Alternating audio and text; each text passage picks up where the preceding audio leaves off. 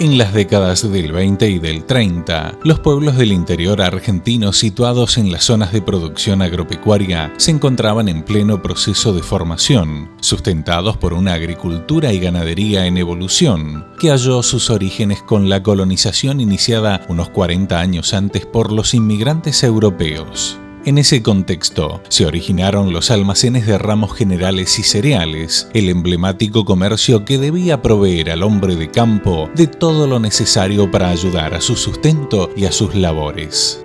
El negocio más importante que había en un pueblo era el ramos generales, porque no había especialidades. Entonces ahí tenía tienda, almacén, ferretería, corralón, todo lo que le hacía falta a la gente para vivir, digamos, y para trabajar.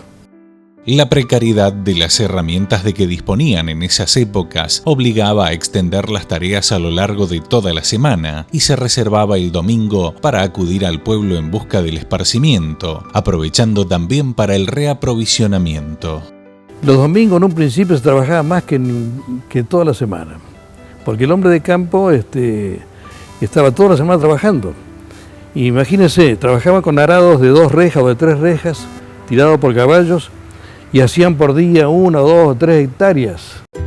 La demanda alcanzaba a todos los rubros imaginables. Incluso el boliche donde compartir una copa con los amigos formaba parte de la escenografía y las funciones del dependiente eran inagotables. Problemas familiares también se solucionaban a veces en las vidas. Se cumplía con una función central de una localidad.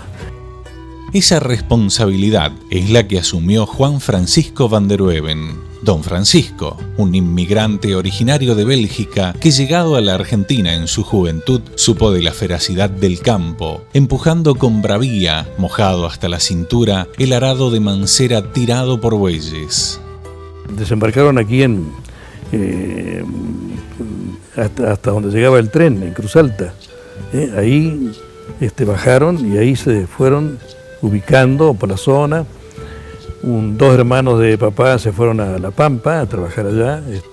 Todavía hay descendientes allí. Se radicaron en la zona y se hicieron rápidamente a las labores del campo. Con empeño y mucho sacrificio comenzaron a forjar una pequeña fortuna. Pero este asentamiento en la Argentina no sería definitivo. La inseguridad que asolaba a las familias rurales los embarcó de regreso a su terruño natal. Mi abuelo, mejor dicho, una vez que hizo una fortunita, decidió regresar a Bélgica, ¿no? Decidió hacerlo porque se vivía un poco de inseguridad, había gente por ahí en los campos, no había ninguna clase de policía o de nada de esto, ¿no? Y había de vez en cuando gente que hacían algunas travesuras y a veces eran peligrosos, ¿no? Cuando decidió irse, el dueño del campo que estaba trabajando le ofreció 3.000 hectáreas a 10 pesos la hectárea para que no se fuera. Y mi abuelo había llegado a un capitalcito de 50.000 pesos. Compraba eso y le sobraba plata. Mi abuelo pensó más en los hijos, en las hijas, que en la parte material, digamos, ¿no? Y decidió irse. Algunos años más tarde, don Francisco, que había sido cautivado por nuestra pampa gringa, retorna solo al país y vuelve a ligar su trabajo al agro, desempeñándose como operario en la trilla con máquinas a vapor. Su primera experiencia comercial fue como empleado de un almacén de ramos generales en Monte Maíz, hasta que su ambición lo lleva a fundar su propio negocio de cereales en la zona de Berrotarán. Por aquellos años conoce a Luisa Filomena Mateus, con quien forma pareja y junto a quien decide radicarse en Justiniano Pozzi, localidad ubicada a 35 kilómetros al sur de la ciudad de Bellville, en el sudeste de la provincia de Córdoba. Allí coloca la piedra basal de lo que, al cabo de varias décadas y a la luz de 3 generaciones, se convertiría en Van der Weveren Agrícola Sociedad Anónima, concesionario oficial John Deere.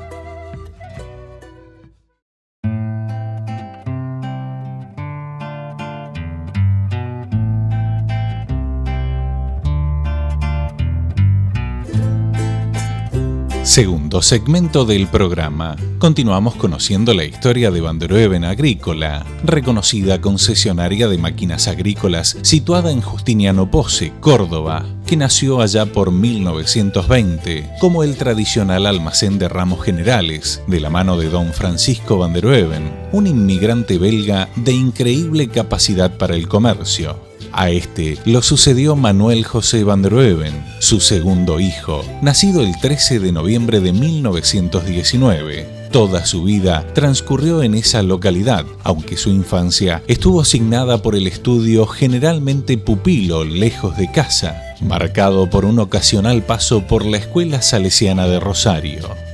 Y resulta que ahí en los salesianos, la costumbre de ellos es en todo el año no ir a la familia. Todo el año incorporado ahí en el colegio. Nos sacaban todos los jueves a dar una vuelta por Rosario, ¿no? Pero a la familia en todo el año, desde marzo hasta principio de diciembre, en el colegio. Con mi hermano peleé un poquito con mis padres para que nos cambiara de colegio y nos mandaron aquí a Marcos Juárez a los Maristas. Ahí estuve 5 años.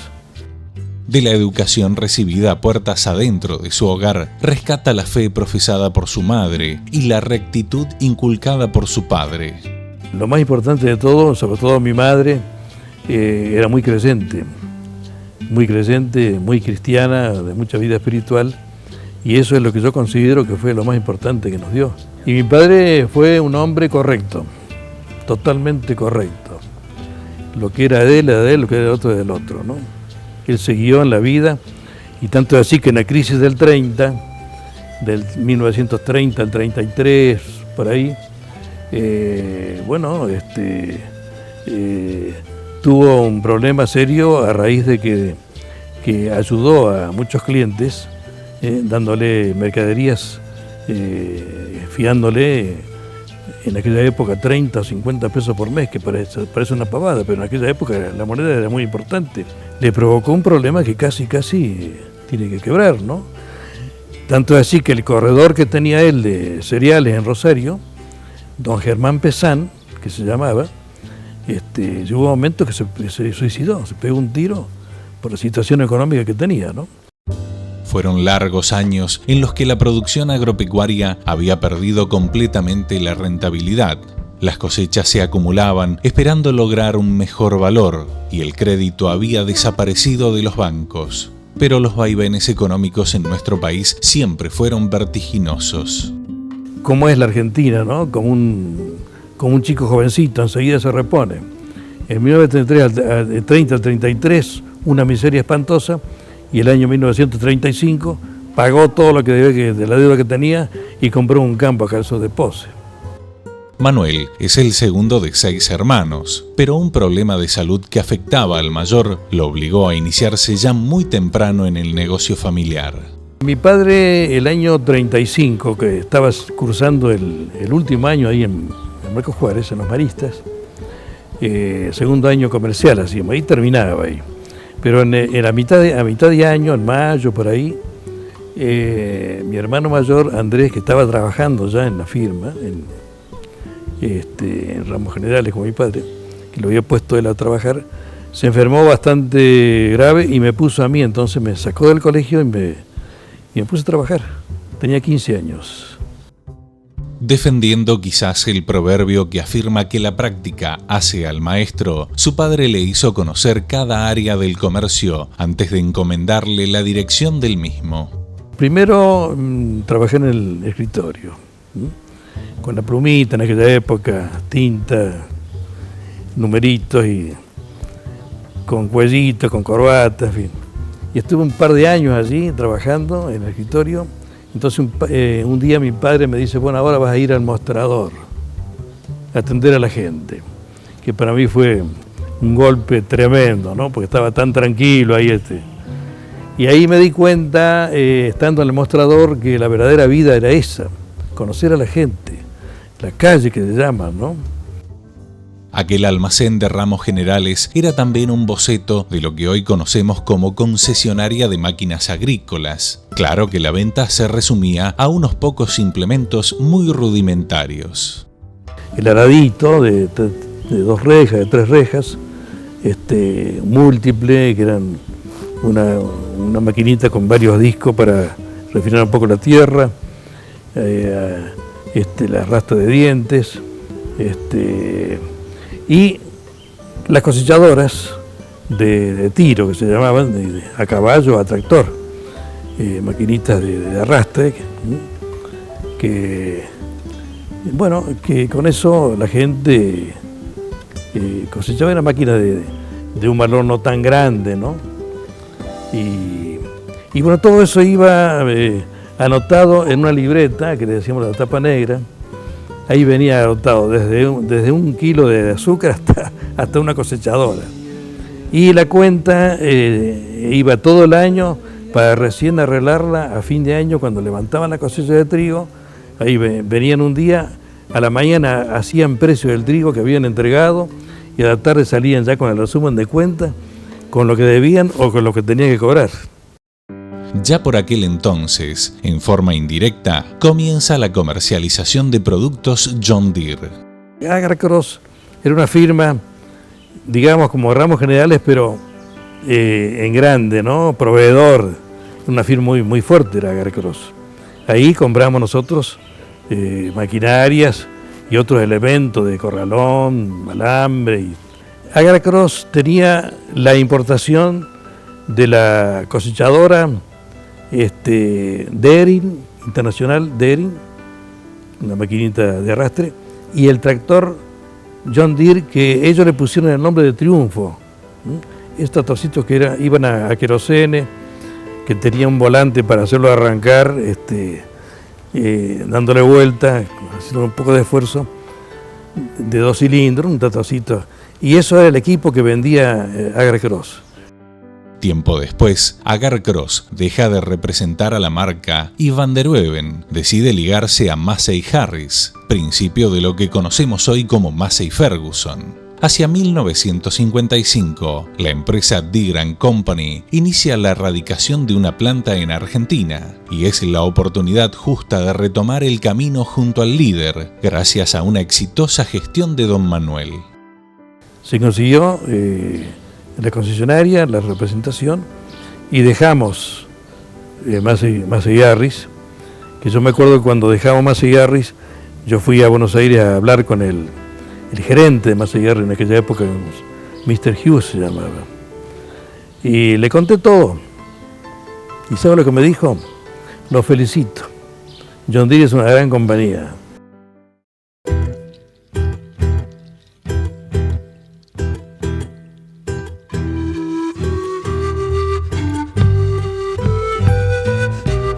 Último segmento de este programa que compartimos hoy junto a los Van der Wevен de Justiniano Posse en Córdoba, reflejando el extraordinario proceso de cambios que transformó el viejo almacén de ramos generales en una concesionaria de John Deere, marca líder, símbolo de la maquinaria agrícola, hoy y siempre. John Deere siempre tuvo fama, de buen, sí. Y le digo otra cosa, creo que es la única compañía internacional que está sola, no está asociada con nadie. Pero representar a una marca internacional trajo aparejadas otras controversias derivadas de esta economía tan particular de la Argentina, que sostuvo un eterno proceso inflacionario desde finales de la guerra y hasta entrados los 90. Estas compañías americanas no estaban acostumbradas con este sistema de venta, con los cambios de valores, y eso se provocó que la compañía se retrasara en producción, porque no quería exponerse a tener un fracaso, digamos, ¿no? Los modelos no evolucionaban con la rapidez que hoy conocemos. El vertiginoso desarrollo tecnológico vino aparejado con los cambios radicales experimentados por la agricultura, esencialmente con la aparición de la siembra directa. Hacia 1983, Manuel decide dividir con sus hermanos, Andrés y Juan, la empresa que había sumado hasta allí una planta de fabricación de implementos agrícolas con la marca Robusto y un acopio de cereales. La firma Van der Weben se resume entonces a la venta de maquinarias John Deere y la prestación de los servicios complementarios, emplazada en el actual local que fuera inaugurado en diciembre de 1972, reemplazando al viejo edificio del antiguo almacén. Y se inicia el pase de responsabilidades a Jorge, el único varón de los 3 hijos de la pareja que Manuel formó con Hilda Ida Schmidt. Me di cuenta que quedé solo. Y Jorge estaba trabajando en la empresa de empleado. Él tenía 19 años más o menos. Estaba trabajando justamente en la sección servicio ahí. Habíamos quedado con esa parte también con una deuda con el Banco de Córdoba. Le digo, bueno, mira, vendamos los campos, paguemos la deuda que tenemos y trabajemos liberados de deuda y bueno, y tratando de que las cosas caminen. Y él empezó a actuar ya como gerenciamiento general. Y empecé a notar que la gente que me saludaba y lo iba a ver a él. Y le digo, acá llegó el momento de dejar. Sin palabras, sin ninguna clase de conversación, automáticamente me fui separando y él fue quedando y creciendo y lo hizo felizmente bien. Por ser el único hijo varón, mi padre siempre me inducía a que fuera el continuador de la empresa. El hecho de que he tenido el impulso de mi padre de conocer la empresa desde un principio y de que cuando me incorporé cursé por todos los sectores desde la parte de la administración de servicio, de recorrer con los vendedores, visitando a los clientes. Me dio un conocimiento en principio del producto para luego conocer a la hora de tener que dirigir la empresa. En un principio fue ventajoso el hecho de que salía al campo, visitaba a los clientes o me encontraba con la gente y me encontraba con un gran recibimiento donde me era relativamente fácil. Después me di cuenta de que lo que era fácil en algún momento es difícil y era justamente la responsabilidad de cargar con un prestigio ganado de muchos años y que no podía defraudar, por lo cual considero que mi labor junta con el total del personal de la empresa ha hecho posible de que esto funcione en el transcurso de los tiempos, logrando los objetivos alcanzados. Nuestra filosofía, digamos, es que el cliente es lo más importante que tenemos. Sin cliente no hacemos nada. Entonces al cliente hay que cuidarlo, hay que responderle, hay que servirlo con sencillez, con humildad, digamos, y tratando de que la operación del negocio en sí sea tanto para ellos como para nosotros. O sea, acá se trata de una relación comercial donde una parte lleva una maquinaria y otra parte cobra, entonces los dos tienen que hacer un buen negocio. Yo soy hombre de fe y creo en la providencia y creo que la providencia me ayudó para conocer a ella, que es una gran compañera, que es una mujer completa, que bueno, tenemos una familia muy buena también. Esto para mí es lo más importante. Y también aprovechamos para que nuestros hijos y nuestros nietos también sigan este camino de vida cristiana, de vida espiritual.